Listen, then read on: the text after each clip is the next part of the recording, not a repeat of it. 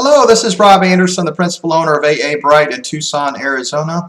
We do patching and coating on rubberized or elastomeric coated roofs. And I'm going to go over typical adhesion issues in this video that we run into, as well as one that's not as typical.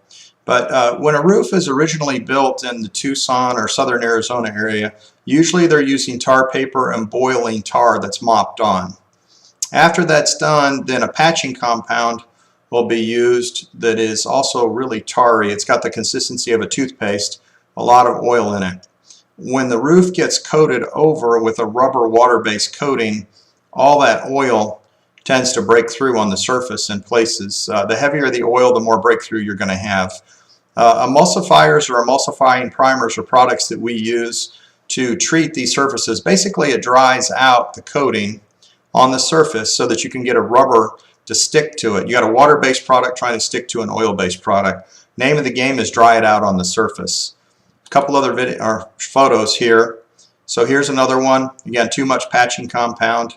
The oils have migrated out and taken the rubber coating with it. This is now dried and cracked. The good news is, now that it's dried and cracked, a little bit of emulsifier on this, dry it out a little bit more, and we can get the roof coatings to stick to it and stay. Here's that same job here in a different location. Again, this was probably a maintenance guy or somebody thinking that he was doing somebody a favor by really slathering this on there. And I say he, could have been a she, really slathering it on there. And now that it's dried some in the sun, and I say some, this was probably 5 years old at the point that we looked at it. Same job here.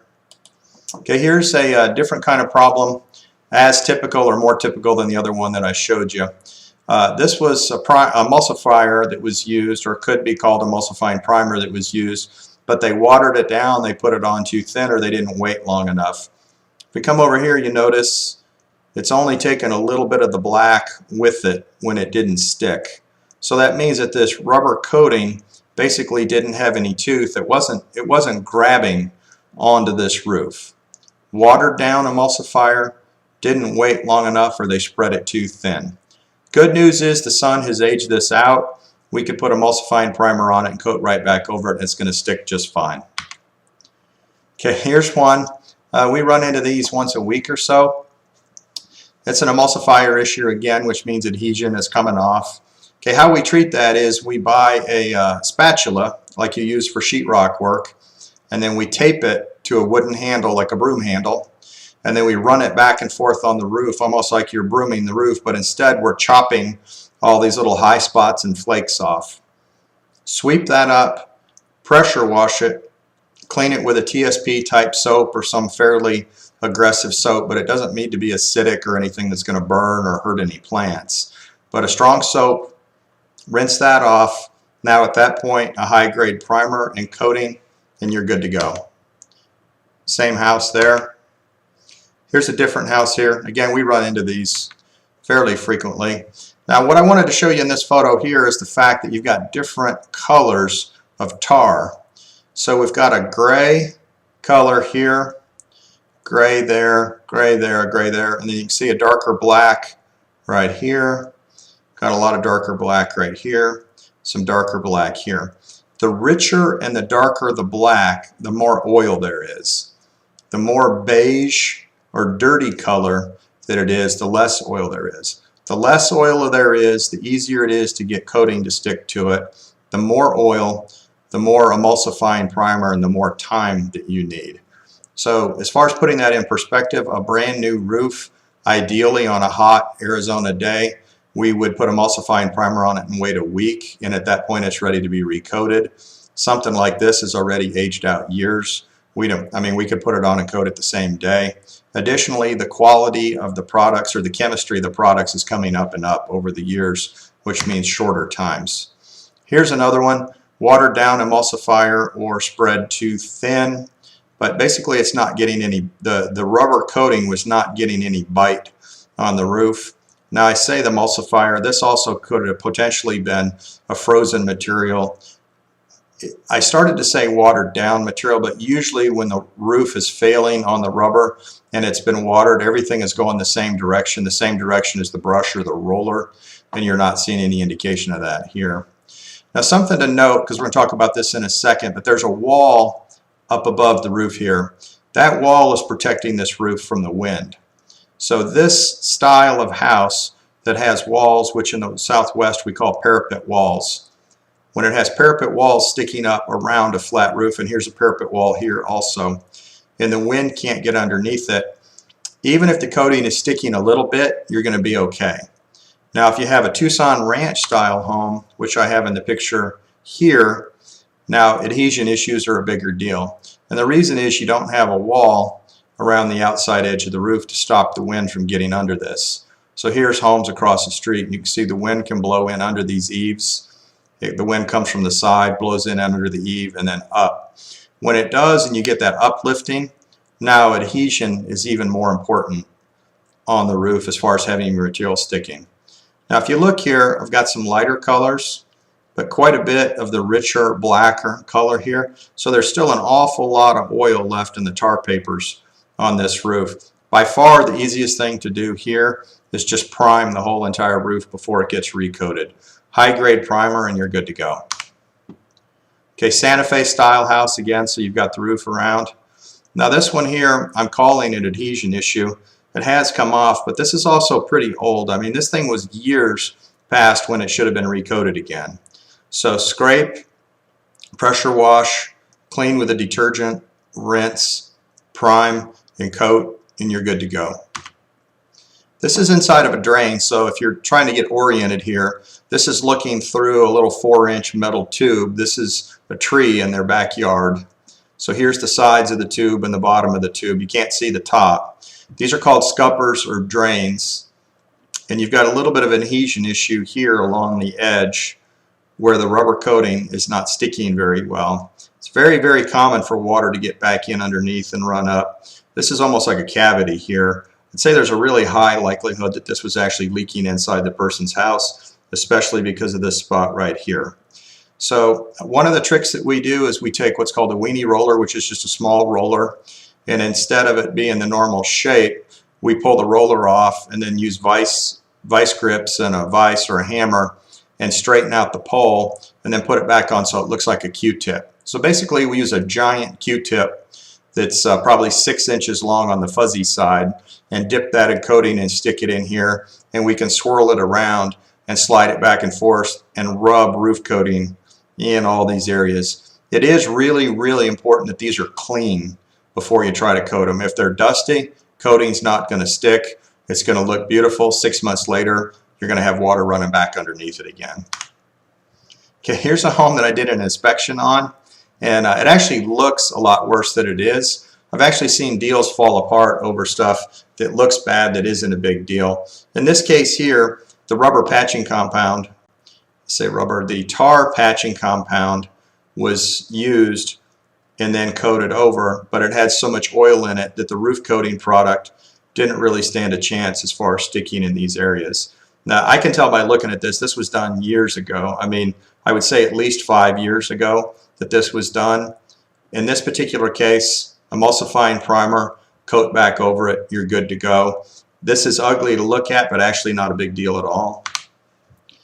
Okay, here's one that was a little bit bigger deal, and it looked like a hot mopped rubber roof at first glance, and apparently it had been treated that way previously. This is actually an EPDM rubber. If you don't know what that is, it's basically the same rubber that they use on the inner tube of a bicycle, or if you go tubing in the water. That's EPDM, those black rubber inner tubes. This white coating does not like to stick to EPDM rubber. You need a really high grade primer. Before I would redo one of these, every time we run into one, which is one every 3 years, every 4 years, we do a test spot. You coat that area, let it cure out for a couple of days, put a high quality piece of tape on it and pull. If it acts like it's trying to pull the roof apart, you've got adhesion with your primer. Now you can coat over your primer. If your primer pulls right off like a pancake on a grease griddle and it just comes off, then you're going to have problems with your coating the same way they do here. You just keep playing with the primers until you find something. Alternatively, you tear this whole thing off and start all over on the roof. Most people want to do that. Don't want to do that. It's quite a bit more expensive. So test your primers and then coat. This is silver, which was common for years in Tucson back in the day before air conditioners. It was believed that silver was reflective to the sun. It was an oil-based paint. What would happen is people would come with the water-based roof coatings and go over this oil-based paint, and the water-based coatings don't stick on oil-based paint, so you get this mess here. Now, we pressure wash this. After we pressure wash it, emulsifying primer. The emulsifying action, or the action of drying out the oil on a roof like this, isn't near as big a deal. Basically, probably a high quality painting primer would also work, though that's not what we're buying. We're using roofing primers. So you prime this and then paint over it, you're good to go. This is that same roof. When we're talking about adhesion issues, if it's wet all the time, your product's not going to stick to it. The rubber coatings are made to be wet for days or a week at a time. If they're wet for weeks at a time, I joke with people, it's like a person being too long in a bathtub. I mean, your skin just can't handle it. So these coatings have to dry out every once in a while, or they're going to fail completely. So this is actually a bigger deal going on the roof than what we have over here. Over here, pressure wash, clean, prime it, coat it, you're good to go. Here, the homeowner is going to need to get this swamp cooler taken care of. The swamp cooler is basically a sponge with a fan in it. It's old style air conditioner, but they use water, and some of that water drains. It should be going out of a pipe off the roof instead of draining onto the roof.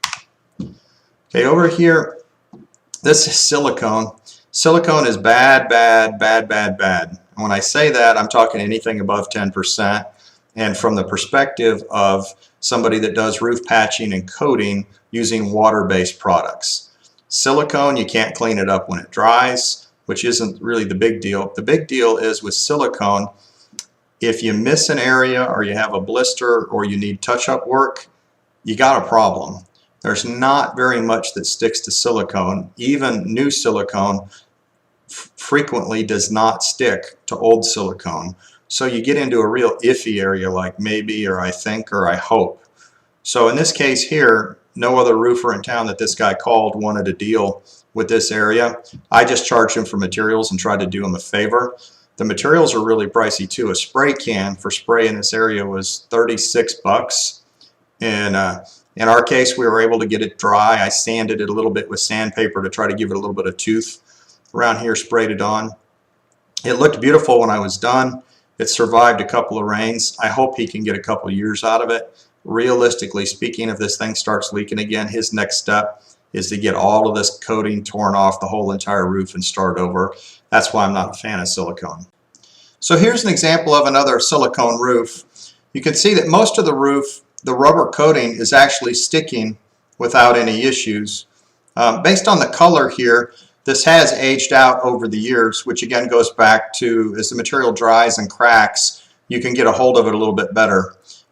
In this case here, after we pressure washed, we went around basically with a razor and a scraper, and anything that was loose, if it started to lift up, we would peel it until there was resistance on the peeling, and then we would just tear it off. So we removed everything that we could find that was loose on this. Next step is to use a high-grade primer. Now, I kept saying emulsifying primers earlier, but if you noticed, everything that we were talking about had tar in it, which meant it had oil. The silicone is not really oily. It just doesn't, it's like Teflon, it just doesn't like things to stick to it. So a high-grade primer is important, but it doesn't need to be an emulsifying primer.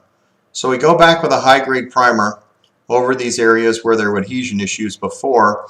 Based on the fact that it's gotten years older, we have a much higher likelihood of getting the product to continue to stick here. I mentioned also earlier about having parapets on the roof, and that helps. So this roof has a parapet around it, which means it doesn't have the wind trying to get underneath it to the degree that you would if you had a house that had eaves on it. If the word eaves doesn't make sense to you, just think of a hat with a big brim on it.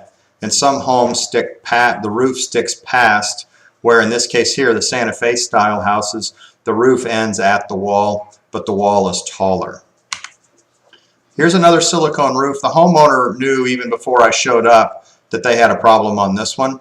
And the good news is that this is aged out quite a bit. You can see how discolored it is. The fact that it's discolored like that means I'm a lot more likely to get my primer to stick to it.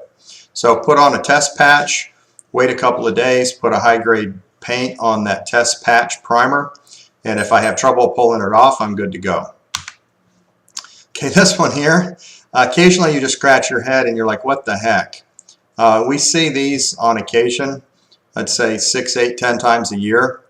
I don't know what caused this.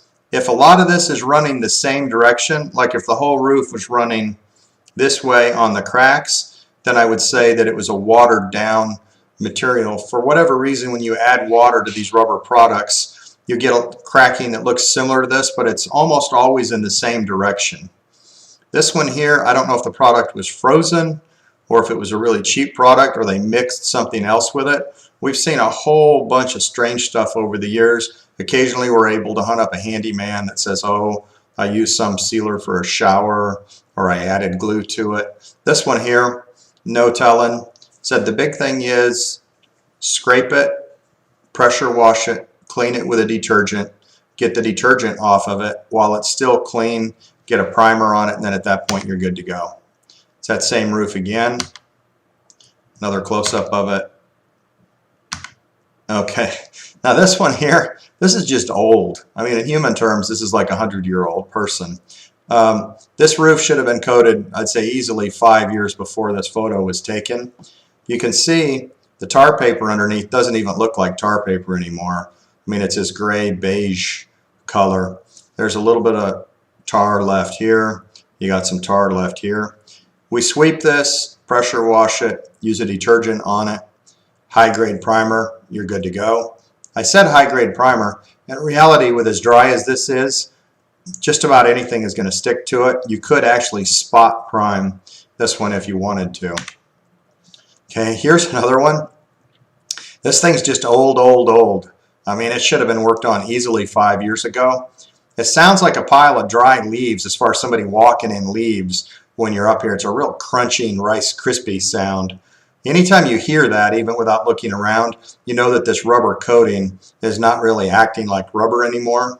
So at this point, the white rubber coating is completely failed, and you're relying on that hot mopped tar underneath to keep the water out. But what happens when this coating fails, that tar dries out. When the tar dries out, then it cracks also. And when it cracks, now at that point, you've got a leak into the house. Here's another one. I mean, this is the same house, but you can see how crunchy looking that is. Another adhesion issue. Again, I don't know if this was a watered down emulsifier, not enough emulsifier used, or if they didn't wait long enough to put it on, but there's some major malfunction here going on. The good news is clean this, detergent, prime, and you're good to go. Roofs like this don't make me nervous at all as far as getting quality products to stick to them. Here's another one. It's just years and years past of when it should have been coated. At least once a week we're on a roof that probably should have been coated 10 years ago, and the people are like, yeah, I don't understand. It just now started leaking. Well, in Tucson we get 12 inches of rain a year. If your leak or if your crack is up someplace higher, we have to have a really big storm before you get water in it. So I've been on roofs before that I know that have been cracked open for at least a couple years, but just now they're getting water inside the house. This is aged material. I mean, it's aged way past its lifetime. It's not adhering anymore. Most of that is just going to pressure wash off. It's going to look like it's snowing down in the yard. As a matter of fact, on this one, we probably have to throw a drop cloth down in the front yard to try to catch as much of that as we can when it's coming off. Same roof. Okay, this picture's got a lot of good information in it. So this is dry coating here, which is typical, we've talked about. This is wet patch over here, which I mentioned earlier. So when an air conditioner or a skylight is installed, that transition area, the installer will frequently use a trowel and put on a wet patch compound that has a lot of tar and oil in it. Lots of oil. What will happen over a period of years is that oil starts to migrate out and it just pops the roof coating off. I mean, the roof coating never really stood a chance right here. Now that this is aged out in the sun, it's drier than it was years earlier. We can put emulsifying primer on it and paint over it or put the rubber coating over it. We're good to go. If this was a brand new fresh one, what I would do is I would put a piece of polyester fabric down over this whole area so that it wouldn't get a chance to do that. The polyester fabric is basically a reinforcing material, I mean, similar to a nylon that you'd find in a nylon jacket, but polyester doesn't soak up any water, nylon does. Okay, here's another one. Scrape it, prime it, you're good to go. And here's another one that they were just years past. These ranch style homes that are pretty common in Tucson, here's another one back here. They're very, very, very forgiving in the design because the water's not going through drains. So these will go years longer before people realize they have a problem than the Santa Fe style. The Santa Fe style is a lot less forgiving. You get a crack around one of those drains, and I mean, you got water coming in your house right then. Over here, since this is an eave and actually not even inside of the house, like there's a little crack right there. I can even, yeah, that's on the flashing, that little crack right there. So you can have water leaking through that for years, and it might start to damage the fascia, but there's no water coming in the home. So it's more common for us to get calls when people have waited years past when they should. Clean it up, prime it, coat it, you're good to go. I don't know if that's the same house or a different one. And that's the last of the photos there. So if you have any questions on adhesion issues, you're welcome to give us a call or email us. I talk to people all the time that are out of the state, or for that matter out of the country. We're happy to take the call if we have time to talk. If not, we'll let you know, and then you can give us a call back at some other time. Thanks so much.